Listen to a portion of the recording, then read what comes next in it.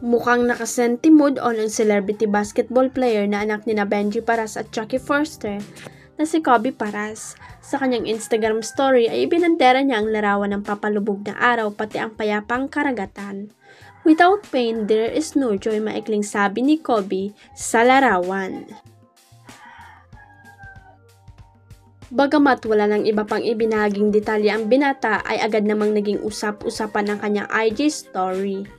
Hindi rin kasi maiwasan ng ilang netizen na i-connect ito sa issue kamakailan lang ni Kobe sa kanyang ex-girlfriend na si Kailin Alcantara. Matatandaan noong nagdaang buwan ay mainit na pinag-usapan ang dalawa matapos lumabas ang samut-saring issue tungkol sa kanilang relasyon. May mga isyung nagkaroon ng mystery girl si Kobe na isinama pa niya sa kabilang Bali trip. May mga chika ring sinasaktan siya umano physically ni Kailin. Umabot mga sa puntong nagsalita na ang ina ni Kobe para ipagtanggol ang kanyang anak sa mga pambabatikos na natatanggap. Samantala, nagsilta na rin ang itinuturing na mystery girl ng basketballista na si Rayla Tumakin tungkol sa real score sa pagitan nilang dalawa.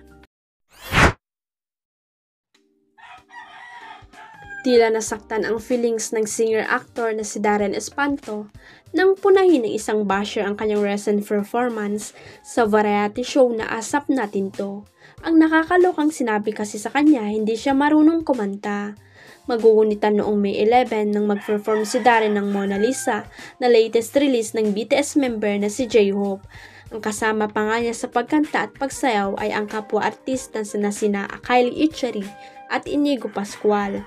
Ngunit mukhang hindi natuwa ang isang nakapanood kaya ang sabi niya sa isang ex-post, "Dare I say people who can sing need to stop covering his song seriously." Nag-reply naman dyan si Darren upang dumipensa at sinabing, "Please consider watching my other vocal performances cause one thing I won't take is someone telling me I can sing," with laughing emoji. Kasunod niyan ay nilagay pa niya yung mga link ng dati niyang performances na tampok ang kanyang mahusay na pagkanta.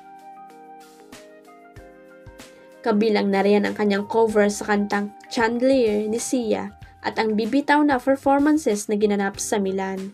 Burado ng hate post kay Darren pero marami ang nakapag-screenshot at nag-share sa social media.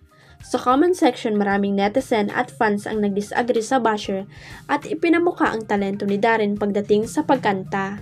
Narito ang ilan sa mga nabasa namin. "This person just dig her own grave.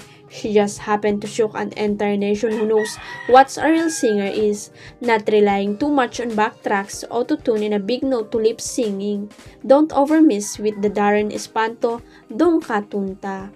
Oh my god, the Darren Espanto, no need to prove anything. Red heart emoji."